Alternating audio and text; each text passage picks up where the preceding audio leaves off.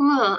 Thank you for joining, everybody. I think we could go ahead and get started and just let other people pop in as they are ready to. I have a lot prepared today, so we're going to do our best to make it through it, but we'll get back to that in a second. I just want to let you know that everything I'm sharing today is great for both e-commerce or service providers. There's nothing industry specific, so everything can apply to you that we're talking about today. We're mostly focusing on how to build a strong foundation for your business and what that looks like and how to get started and all of that good stuff. For those of you that I don't know that I'm meeting for the first time, I'm Berlyn. I'm a digital marketing strategist and founder of Planted Marketing. I've been helping small businesses launch and grow for over 8 years, and I would love to connect with you all online to support your businesses as well. I post a ton of tips on social. On my website, I have a lot of free resources and workbooks and other events coming up. Here are all of my links if you would like to connect. Along with our other free resources that we have on our website, I also offer consulting services to help with this DIY phase of growing your business. You can learn all about that on my website as well. Most importantly, this website or this workshop is all for you. So definitely feel free to interject and ask questions. You can drop questions into the chat, or you can just direct message me if you would prefer. There are no stupid questions. This is a safe space, and I can promise you whatever you're thinking, there's other people that are wondering the same thing. So don't be concerned or shy to ask anything. And also feel free to drop your own links in the chat to connect with everybody. Having a community, which I know I've met a lot of you through different networking communities, it's so valuable in helping you learn and grow. And so making connections is really important too. And last note that this Zoom is being recorded for marketing purposes, and I will email you out a link for you to refer back to anything we talk about in a couple of days. Okay, so let's get into it. We're going to start with one of the most important things to work on in order to have a successful business. Are there any guesses what that is?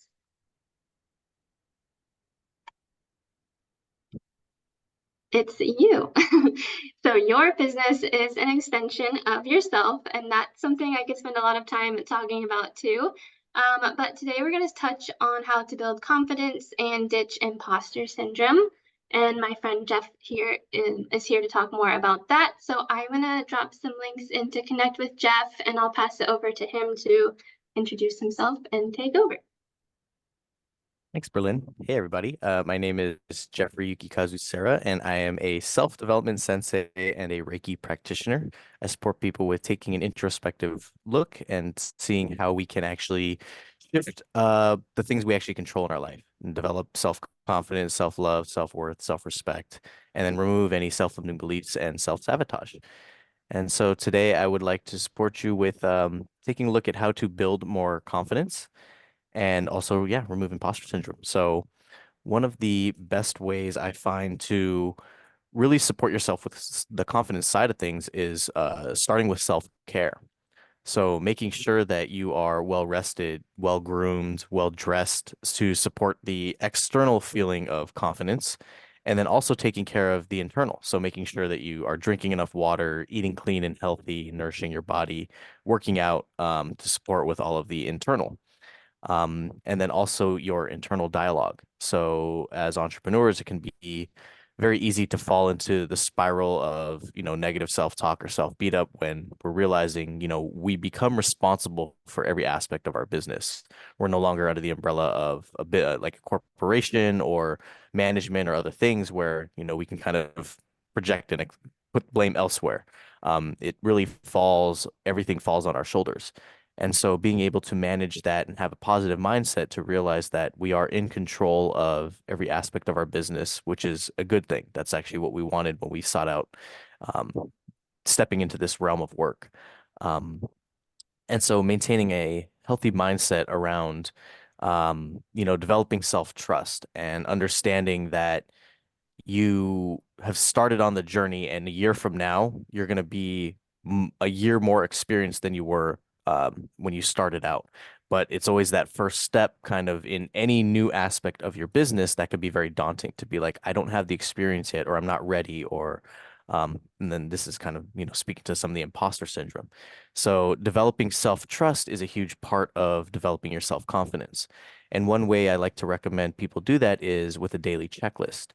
And so I have a daily checklist that I use that contains, I think, 12 items right now of things that I do every day. So posting to social media on 5 different platforms every single day. That's part of something that I do. And then practicing a new language on Duolingo, brushing my teeth, making my bed, taking a cold shower. These are daily activities that I do every single day. And on the checklist, I have boxes where I can literally physically go in and check them off. The intention here is to build the consistency and the trust in yourself to be able to do these things regularly, even on days when you're not feeling like you want to do it or days that you may be feeling less than your best. It's still a reminder of here's the responsibilities that I have and things that I've committed to. And when you're able to check off all those boxes and say, cool, I completed my day, it supports with developing that self-trust to say, okay, I'm staying committed to my actions. I can I can then now add one new item. And then adding that one new line item allows you to then step into building a new habit to be like, okay, well, I'm already checking off the other 12 boxes. I want to get that 13th one as well. And this allows you to continue to build that trust, to build the consistency and the mindset that's required to move into whatever your business is facing next. Now, every day looks different for us. So on one day, you may be feeling great, and on another day, you may be feeling not so great. It's being consistent with the habits that you form. It's what's really going to support you with maintaining the flow within your business. And so my recommendation is to always be doing your best, but also have compassion and grace for yourself to understand that every day your best may look different. And so some days it may be doing just the bare minimum, like getting up, brushing your teeth, and taking a shower. That that could be enough for you that day. But understanding that by taking those actions as opposed to doing nothing is still going to support you. You may not get a lot done in your business, but it's still a step in the right direction. And so integrating that compassion and that self-care as part of the routine is very integral. Um, Also, I find that because we are responsible for everything and anything under our business, it's supportive to have laser focus, to hone in on one area at a time. And so we may want to look at everything, and there's times when it's great to step back and see the bigger picture for everything. But it's also supportive to tackle one thing at a time. So it could be breaking down your tasks or your focus on a week by week basis where it's like this week I'm going to develop my marketing. Next week I'm going to work on my social media. The following week I'm going to work on the financial aspect of my business rather than let me do a little bit of all of it every single day. There may be times when that's appropriate, but having the flexibility to shift and understand for yourself what are the priorities and what's actually going to be supportive to move the needle and not just be productive. Because it could be easy to, set 30 minutes aside for every aspect of your business, but what would really support you would be taking several hours in a single day to develop a specific area. And some of the things within our business could be one and done. So by taking, a full week to focus on your marketing, you then develop that so that it becomes automatic for the future. So just being able to really understand yourself, how you operate, and then what would best serve your business. Another great way to build the confidence is to just do it. There may be things in your mind like, I don't know if I'm ready to do that. I don't know if I know enough yet. Putting that, I guess, the fear down and just stepping into starting the habit or starting the project, whatever it's going to look like, because the only way you're going to gain experience in it is through doing the thing. And as you go through and learn and practice whatever it is, you're going to face those hurdles. But those hurdles are going to give you the experience that you need in order to get better at whatever the thing is. So my recommendation again is to just start today and do it. Um, and then another area that's supportive for developing your self-confidence is to find a mentor. Find somebody that is doing, living, breathing the thing that you want to achieve. they can support you with not having to reinvent the wheel. Um, it's so interesting where every everything that we want to achieve, somebody somewhere on the planet has done it. And the difference between them and you is not their abilities or their capability. It's really just the mindset behind it. You're capable of anything that you want to set yourself to achieve. The only difference is the mindset you have versus the person that's already done it. And so spending time with that individual, having conversations with that individual will allow you to then understand what's really required, whether it's consciously or subconsciously. Energetically, we pick up the things and the way that a person operates by spending time with them. And that goes to, the saying, you are the culmination of the five people you spend the most time with. And so integrating a mentor into your circle is going to be supportive for that journey as well.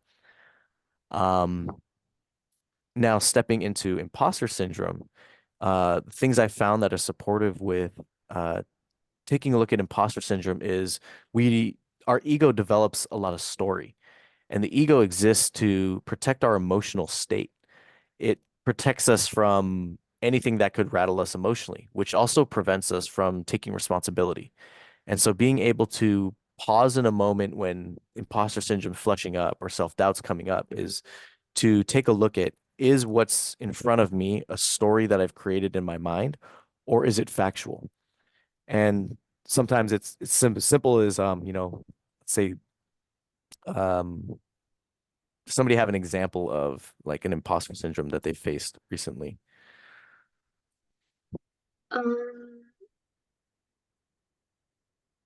well, I face them every day, but now I can't think of one on the spot. And I'm trying to think of a good example. So let's say, okay, cooking. Let's say I tell myself I can't cook bread. I don't know how to bake bread. Just period. I can't do that. Is that a story or is that fact? I realize then that it's a story because there's nothing physically preventing me from learning that skill set.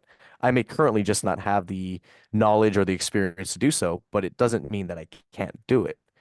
And so then I realize, okay, this is just a story that I've created in my mind. The ego's coming up to prevent me from failure. I have a fear of failure in this regard. And then realizing, okay, well, that just means I get to study it or ask somebody or practice it, right? I'm gonna bake 5 loaves and they're gonna all probably flop, and that's okay, but I'm gonna gain the experience by doing it. And so realizing that sometimes we create a self-limiting belief through a story that we hold, right? It's not that I can't do the thing, it's just I've never done it before. And a quote that I like to use or support people with in this area of life is, if you want something you've never had before, you're gonna have to do something you've never done before. And that supports with, undoing the story and rewriting it in a new way that supports you. Another area that supports with, or another tool that supports with imposter syndrome is to be honest. As we step into our business and we're working with our clientele or other people, we may get asked questions and we get flustered to be like, oh shit, I don't know the answer to that. And rather than trying to scramble for the right answer, just be honest. Just let them know, you know what? Actually, I don't have the answer to that. I don't know that yet. But let me go and find out and I'll get back to you. And that actually supports people with having more faith and more trust in you rather than you trying to come up with an answer that you're kind of pulling out of thin air. It doesn't support you with becoming a thought leader in your industry or the subject matter expert by being honest and sharing that, hey, I don't know right now, but I actually have the resources to go and find that answer for you. That actually builds more trust and it supports you with your own confidence to be like, I don't have to go into an interaction with a customer or a client and worry about being unprepared. Excuse me. It's not that I'll be unprepared. It's just that I can be honest and truthful in 100% of my interactions. Um, And then, yeah, another area or tool to support you is to get into the habit of taking imperfect action. So realizing, okay, I'm not going to bake the perfect loaf of bread today, but I'm going to start today. I'm going to gather all the ingredients. I'm going to do the research. I'm going to put it all together and try today for the first time. I may not go and sell this first loaf, but I'm going to experiment with it and learn the process. And then after the first several few that I try myself, it's like, okay, now I'm going to ask friends and family, hey, can you try this and let me know what your feedback is? Does it taste good? How's the consistency? What do you think I could improve on? And then as you're growing and you're doing this and taking these imperfect actions, you're going to start to develop your own rhythm. You're going to develop your own process. And then once you've kind of understood that, then that's when you bring it to market. You present it to your customers, your clientele, whatever that may look like. And it's through taking those first steps in that imperfect action at the beginning that'll lead you to developing a full product or service. And so again, the recommendation here for imposter syndrome is to start today. Whatever you've been hesitating or thinking about doing, just take that first step today.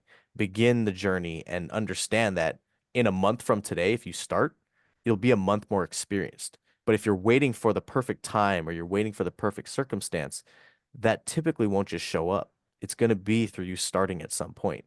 And so what better time than right now? Um,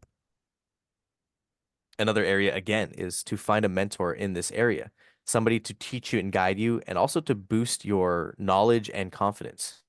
Somebody that can show you the ropes and have you step into what it is that you're wanting to do and create. And sometimes it's hard to find that, especially if you're in uncharted territory. For those of you that think outside the box and are able to see, I don't need to do things the way that's always traditionally been done. The mentor may not actually be someone that's doing the exact thing that you want to do, but there's still people that exist that can support you in parallel. And so if you're wanting to maybe create a brand new type of bread that doesn't exist yet using specific ingredients that have never been combined before, it's not going to be finding a person that's done that same thing before, but maybe somebody that has experience with being a pioneer in the baking industry, right? So there will still be parallels that you can find and seek out for yourself in whatever it is that you're trying to create. Um, and then, yeah, one of the last kind of tips here for imposter syndrome is to remember that you are the subject matter expert. When you step into a space, remember that you know more than any other person that you're going to be talking to. And if you don't, that's okay. But stepping into it with that mindset of, I'm going to be the best at this. I have the most knowledge of this thing. And when I work with my clients or my customers, I am the subject matter expert. Even if someone knows more than me, this is my profession. I live and breathe this thing every day. Um, and then having those affirmations, right? So part of your daily checklist can be something along the lines of self-affirmations. I also highly recommend meditation as part of your practice. And I would like to share with you guys today something called mudras. So mudras are what we do with our hands as we meditate. And the fingers actually act as a circuit board for the body and the mind. So when we make various connections, it supports something internally for ourselves. I have one mudra for each of these. So for the confidence side, this is the Uttari Bodhi mudra, and it supports with refreshing your system and charging it with the energy. It's a great way to calm your mind, soothe your nerves before starting any perceived overwhelming task. It's also great for improving your self-confidence and realizing your inner self, and it removes fear and teaches us not to worry about anything. It also helps with inspiration, problem solving, and decision making, as well as improving our focus and concentration. And the way that we do this one is if you interlock all of your fingers, kind of like yeah, just clasping your fists together, and then bringing your index fingers up to kind of like point, and then you bring your thumbs down, and so it creates kind of this diamond shape, and then you would hold this as you meditate, and again, just setting the intention to yeah, develop your own self-confidence, to relax yourself, and finding guided meditations on YouTube. There's one specifically for confidence. So pairing that with a guided meditation for yourself and having that be a daily practice will definitely support you there. And then for imposter syndrome, the mudra I have is the Akash mudra. And this improves efficiency of the heart, helps to strengthen your bones, aids in ear and tooth problems, supports with gaining positive energy and raising your self-confidence. It also assists in removing negative energy and emotions like anger, sorrow, and fear. It also detoxifies the body and eases discomfort to overeating. And the way that we do this one is all you do is connect your middle finger and your thumb together. And I like to think of this one as the inverted middle finger. So instead of raising it when you're angry, bring it down to release any anger and negative emotions. It also supports with, being more positive, and so taking away the imposter syndrome and supporting you with self-confidence. So the Akash Mudra is another great one. And with that, I'd like to turn back over to Berlin. Oh, thank you. That was all very helpful. Um, we didn't align our, outlines, but a lot of what I'm talking about today, kind of reflects on what you're saying. So that'll be cool to kind of tie this into, marketing and building a foundation for your business. So thank you again. And, the last note about imposter syndrome, I've just noticed lately that like shifting my mindset on the way that I view it has really helped a lot. So when I start to feel like that, I just know this is when I'm learning and I'm growing and something is coming. And so kind of just have a different perspective on it. And it doesn't make things less scary, but it definitely helps, that something good is coming from this. Cool. Thank you again. Um, all right, I'm not going to take time to do some promo, but I did just want to say that a lot of what we're doing, that I'm talking about today is inspired by this video guided workbook that I just launched. If you're here, this will be very helpful to you, and I just wanted to offer a discount if it's something that you're interested in, so you can learn more about that here. But okay, let's just dive into where to get started. So aside from like literally every other aspect of your business, when you look at the marketing side of things, a lot of it feels like the chicken and the egg. Like, what do we do first? I need this to do this, but I need this to do this, and it feels very overwhelming. So here are some steps that you'll want to take to kind of put things in the right order. So the very first one is being very specific and defining your brand. So you want to know everything about your brand. Obviously, you have your offerings, but what else does that look like? So what is the voice and tone that your brand uses in all of your copy? Um, what kind of messaging are you putting out there? How are you speaking to your audience? What are your values and your brand mission? And then just a style guide too. So just kind of visually, what does your brand look like? So once you have a really good understanding of your brand and how you're going to present yourself, then you can kind of move into the marketing strategy. So your strategy isn't about, I'm going to post on social media, I'm going to do influencer marketing or advertising. It's not about the specific tasks, but more of finding what sets you apart and fully diving into that. So a really good example of that is Red Bull. So like there's a ton of energy drinks, but Red Bull is all about the extremes, right? And like giving you wings and taking things to the next level. So their overall strategy is, promoting these like stunts or these events that are really extreme. And that's what they use to kind of boost the rest of their marketing. So that's what they're going to use for their content marketing and their social media. And then the people that they work with, that's kind of like their influencer marketing. So that's how they set themselves apart from like Monster or whatever other energy drinks there are. And so once you have like your main like what sets you apart and what you kind of want to run with, that's when you can dive into the specifics, and that's what you'll use to build like that's what you'll use to define your social strategy and any other tasks that you take. So also included in your marketing strategy is diving into your competitors. Um, the more competitors that you can identify, the better. And you want to involve people that are direct competitors with you and people that are indirect competitors but have a similar audience. So for example, a client of mine is a sustainable shoe brand. So an indirect competitor of them would be like a sustainable um, bag company or like somebody that sells accessories or something in that field. So we have a very similar audience. And it's really helpful to see how they market themselves. What does their website look like? How much money are they spending on ads? Are they using social media? Are they using influencer marketing, email marketing? Just really dive into everything that they're doing that you can find. And then you also want to see how their audience is interacting, what are their reviews like, and just how people are engaging with them. You'll find so much information there for free that will be very valuable to you. And that will be what you can use to kind of set your brand apart. if you see a lot of like bad reviews about a specific something that your competitor does, you obviously want to take that into consideration. If you see that people really love something that your competitor's doing, you want to use that as well for yourself. So definitely spend time diving into competitors. The more, the better. And that's something that I do pretty frequently. So like quarterly, I'll do a deep dive into competitors. Before I create any social content, I do a little check-in just to keep tabs on what's going on. Um, and that kind of also includes a content analysis. So are they posting YouTube videos, blogs, social, like static posts, reels, TikTok? What kind of content is performing really well for them?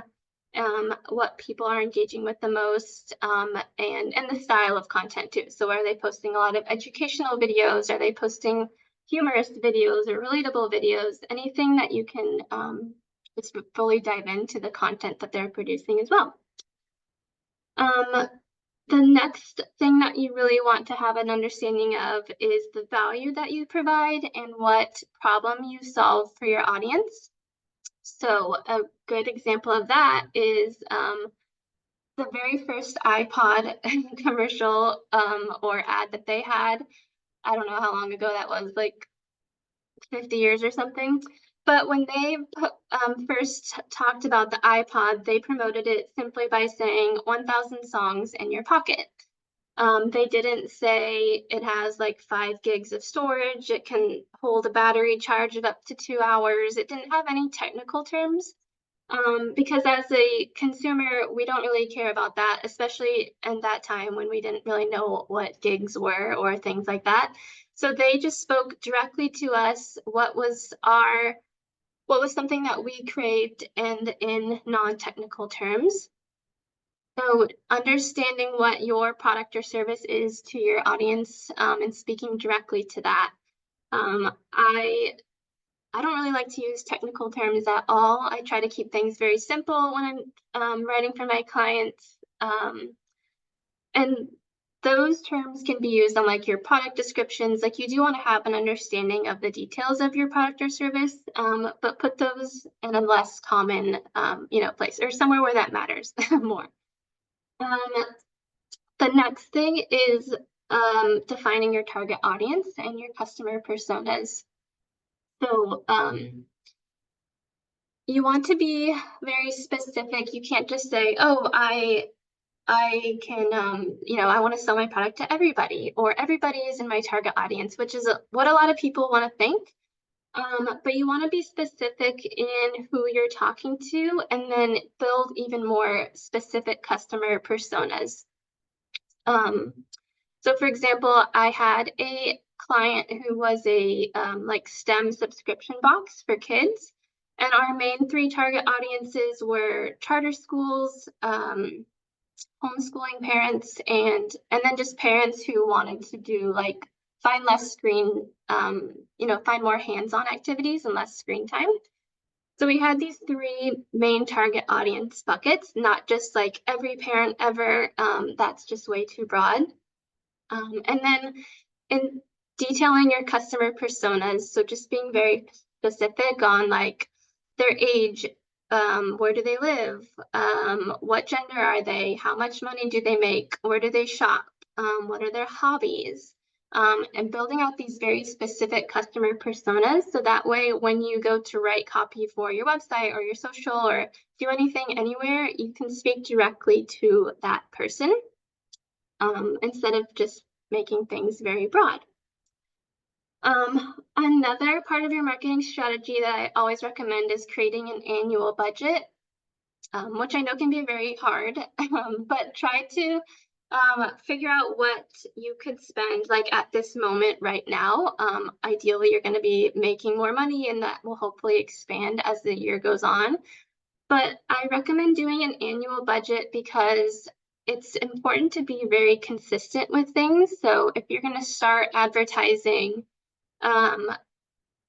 if you run an ad for 1 month, you're like, oh, I have $300 I can just spend on this ad. The first month, you're not going to see a ton of traction and you don't want to just kind of stop after 1 month. You're essentially throwing money away.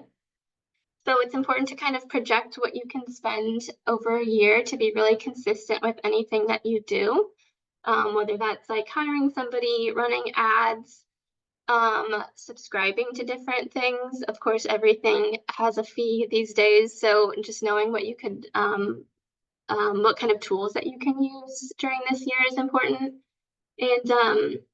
And also just having the ability to be kind of flexible. So if you were to bring in influencer marketing, that's like so all over the place. But if you have like this annual budget of that kind of breaks down to $500 a month, one month you can do like 600, the next you can do 4, and it kind of like helps you project a year to kind of be more flexible.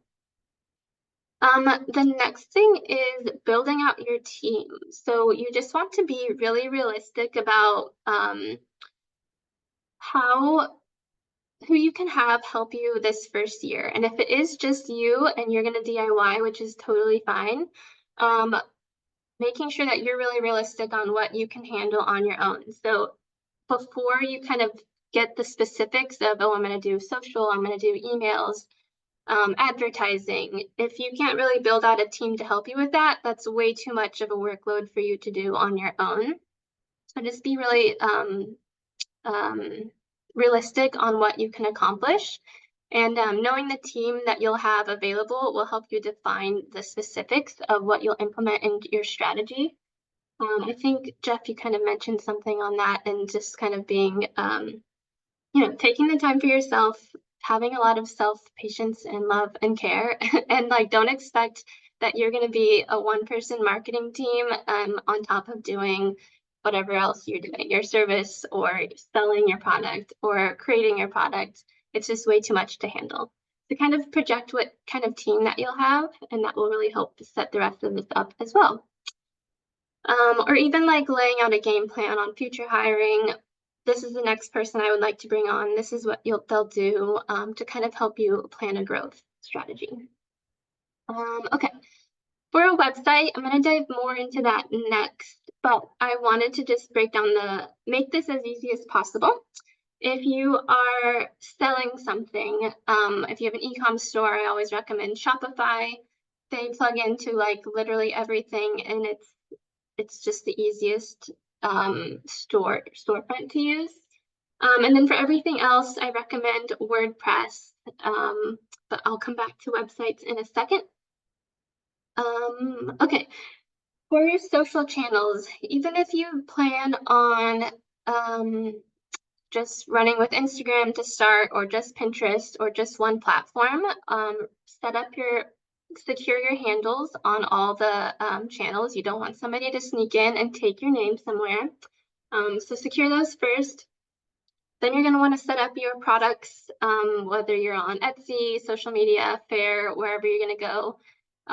Before you start posting and promoting, you obviously want to be set up everywhere. Get those going. Then you're going to want to set up your email marketing and having an email lead gen on your website. So even if you're not ready to start email marketing, you want to immediately be able to collect email addresses, because your emails you own. So on social media, you're really at the hands of, like, is your content performing well? Is the platform working? Or like maybe they're down. I mean, let's just think about like Twitter this past year. I mean, that's like not even a channel that exists anymore. So you don't really want to be at the hands of like a social platform. So owning email addresses is very important. And then from there, once you're all set up and you have like a strong idea of your brand and your strategy, then you can begin breaking down your custom marketing strategies. So if you're going to dive into social media, then you're going to break out what your social strategy looks like. If you're doing email, what does that look like? How you're going to get emails, and so on. And the last thing that I want to touch on getting started is finding a community. So as Jeff was talking about, like finding a mentor, finding somebody to help you in some capacity. I met a few people here through Facebook groups. That's a great place to get like tips from or to run ideas by. I've met people here in networking groups and like other communities.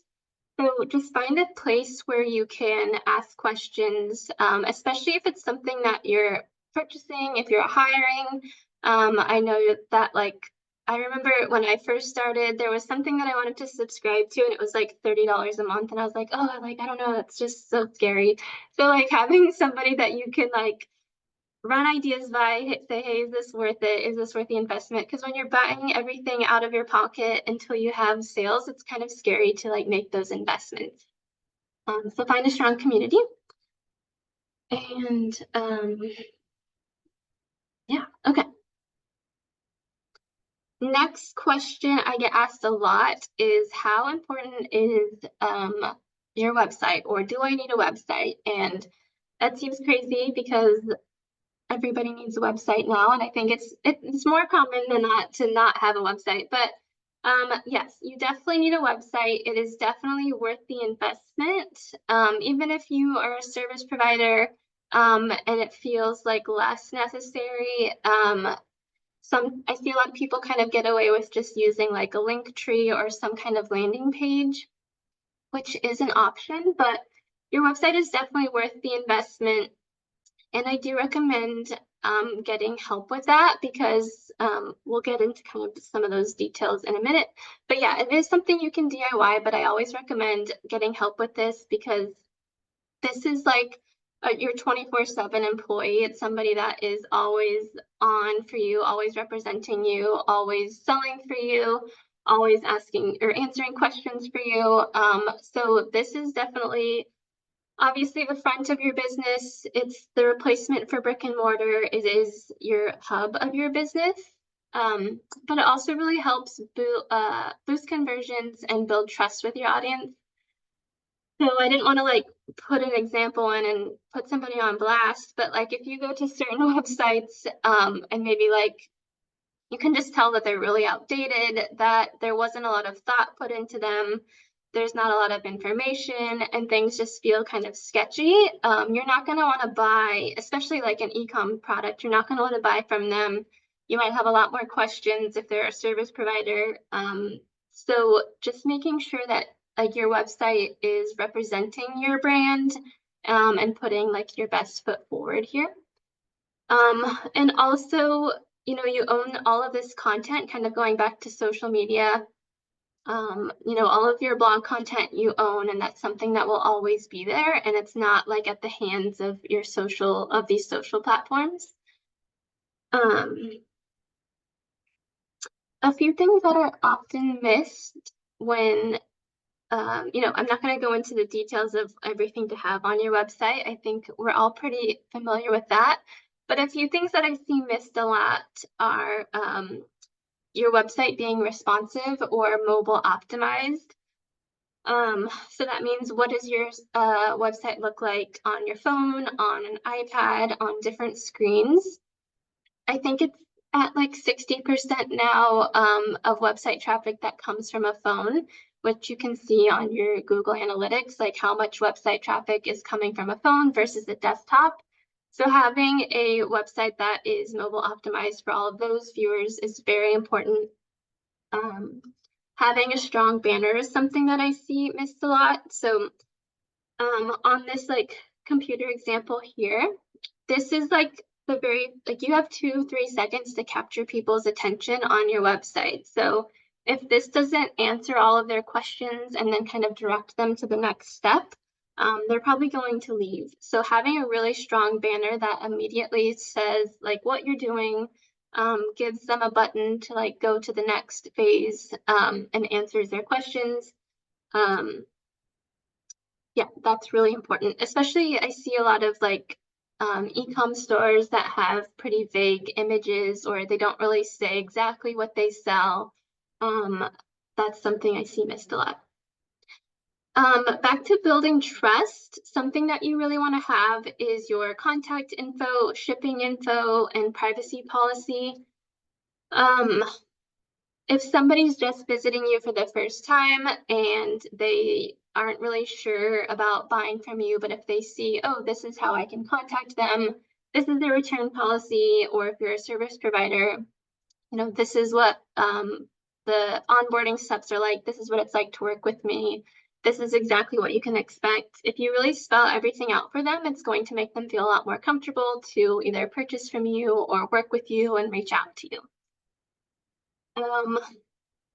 The last thing I'll talk about for your website is working with the user experience that we all are comfortable and familiar with. So if you go to any website right now, we know where their logo is. We know if we click the logo, it goes back to the home page. We know where the menu is. We know if we go to the bottom of the footer, we're going to see all this information. And all of that's super standard across almost every website. There are people that try to be creative and try to like break out of that box, but it never really works out for them. So try to be creative in other areas, not in your user experience, because that's something we're all very familiar with. Okay, now I'm going to chat about creating content for social. There are a lot of really conflicting information, or conflicting advice, I would say, on how to post on social media, what strategies to follow. Do this works for me, don't do this, don't do this. But I kind of don't agree with a lot of things that I see, so I'm just going to touch on my opinions on a lot of social advice that I see. So first of all, when you're learning about building your social strategy, you're going to see a lot about like creating content pillars. But what exactly does that mean? What's important to remember is that you want to align your content with a sales funnel. So that includes like first brand awareness, then consideration, and then conversion. So diving into like what that would look like. Oh, thank you, Julia. Diving into what that would look like, for brand awareness, you could say, my audience would be really, really, really into like humorous content. So does anybody here follow Scrub Daddy on TikTok? No. Okay, well, let me tell you something. So they are just, I highly recommend looking into Scrub Daddy's TikTok. I'm not going to dive into all the details because it's pretty unhinged, but I recommend looking at it on your own time. But one, they've like really taken off these past couple of years and reached a whole new audience. So their brand awareness TikTok content is just like wildly unhinged, and they're reaching a younger, like Gen Z, younger millennial audience because of this content that they're producing. So that's their TikTok strategy, is to build brand awareness with like unhinged content, and that would look different for everybody. Then we move into the consideration stage. So what does that look like? Is it something that's like aspirational for them? What do they post for their consideration content? They like continue with this same unhinged thing, but they are like really aggressive with their like scrub usage or their sponge usage. Again, I'll let you look that up on your own time. And then they have really random like conversion videos where they will introduce their like a new product, or they'll just remind you to go buy their product. But I always recommend taking a very unsalesy approach on social, and maybe like 10% of conversion content is all that you want to produce. Unless your target audience is like, much older, like 60s, 70s, we all know how social works. We all know how to find the link in your bio, how to purchase your product. So we don't really want to take a lot of time explaining that to people. Instead, we want to provide a ton of value. So followers are earned, and it's very hard to get them. We're flooded with ads everywhere that we go. And so the last thing that we want to do is follow a brand on social media and just give ourselves more ads. So anytime I'm creating content, I ask myself, what does this like, what's the value? Why would somebody want to read this? Why would somebody want to watch this? What does this give to the viewer? So always check in with yourself. Make sure you're not just posting like product images. Make sure you're not just saying like, hey, go buy this, being pretty broad or salesy. Because people, our thumbs are just constantly scrolling, and it takes a lot to kind of get people to stop and to consume our content.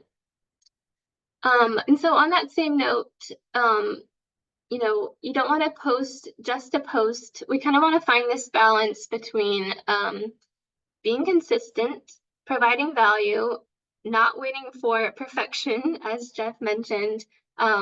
You really just want to like dive in and get started. But you still want to maintain a strategy throughout all of that. So there is this fine line. But just remembering that, nothing is going to be perfect. Your brand is always going to evolve. Your content and your strategy is always going to evolve. So just kind of learning to be consistent. And I use a lot of that. Yes. Oh yeah, so I used a lot of systems to help keep things consistent. And I'm going to share more of my favorite systems on the next slide. But can you give more examples of what type of content would be a consideration post? Sure. So consideration, I like to consider, like you're kind of just mentioning yourself. So, well, let me think really quick. So like in some of my videos, I will dive into like specific advice, but then at the very end of the video, I'll be like, hey, I can do this for you, or hey, go get my free download for this. You're kind of like, you're giving them 90% value in the video or the content, and then you're just kind of saying, oh, hey, but also I do this. Why should the consumer consider you over your competition? Okay, that's a good one. And that kind of goes back to what I was saying about your marketing strategy and learning about like what is your main value of your brand.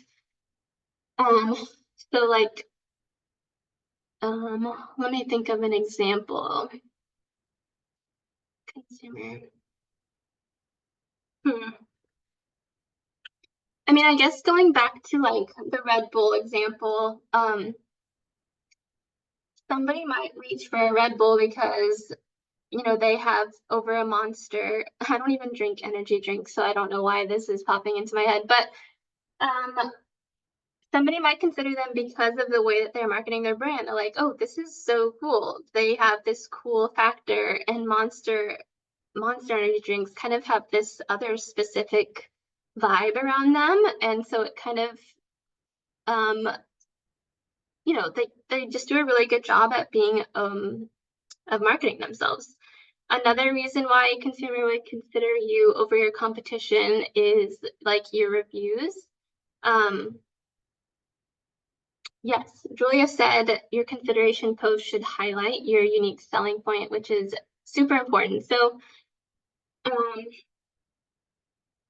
like, let me think of something. Do you have like an example that you were thinking of? Because that's a really good point. I forget what I was saying, so I'm just going to move to the next point. Okay, use a strategy that works best for you and create content when you're feeling your best.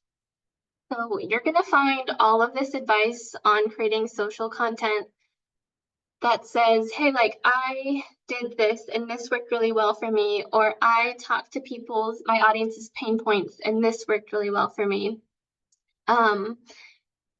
But that's not exactly what's going to be best for you. So how do you determine the content strategy that works literally best for you if you're the one creating videos is finding what comes most natural to you.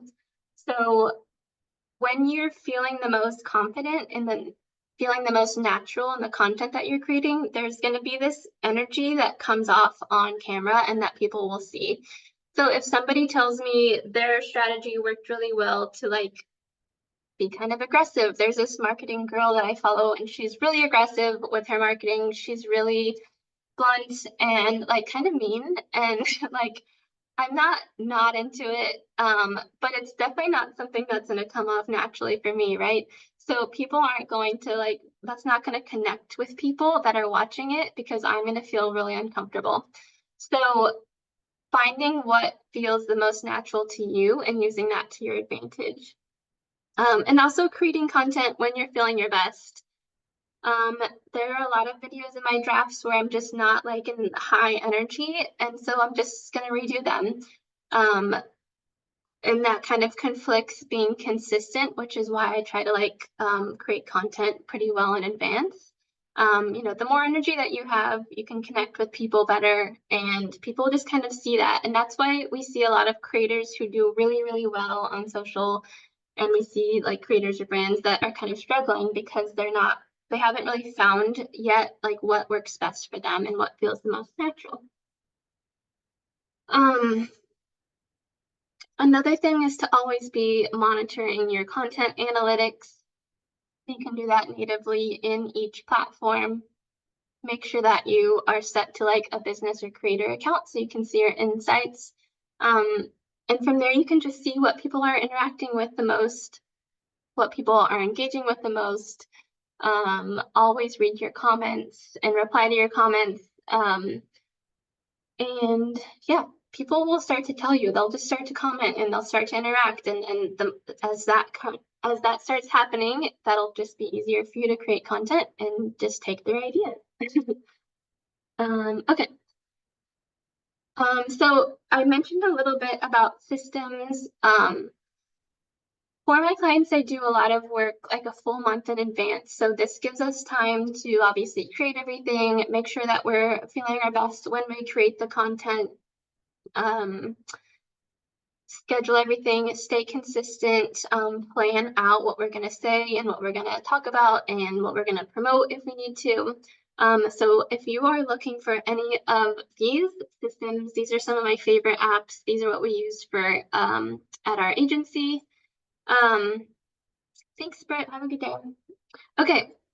And Airtable is the biggest one that I use a lot for my clients. So that's what I use to set up all of our social calendars and all of our systems. Um, and email marketing, I really like Klaviyo. That helps you set up email automations. If you're an e-commerce store, you can really connect. You can connect Shopify really easily to that. Yes, Jeff. I had an additional one. So for price point, Calendly is like $30 a month, but TidyCal is $30 for lifetime. Oh, And it's very similar, but that's one I was using for quite a while.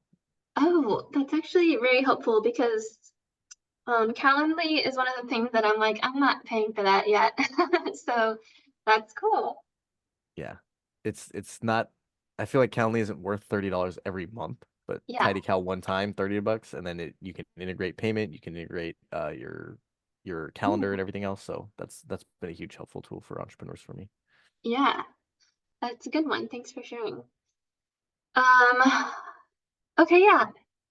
So that pretty much sums up everything that I was going to share today. Are there any other questions or thoughts or additional feedback or tools or anything else?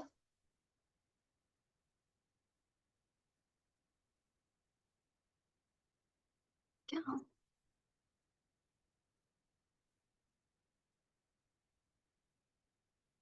Yes, so I will be, this is all recorded and I'm gonna send a Zoom YouTube link to everybody at the end of this, probably in a couple days. And yeah, that's about it. Cool. Thank you guys so much for coming. It was so good to meet some of you, and I will be in touch with you guys soon. Thank you. Thanks, Berlyn.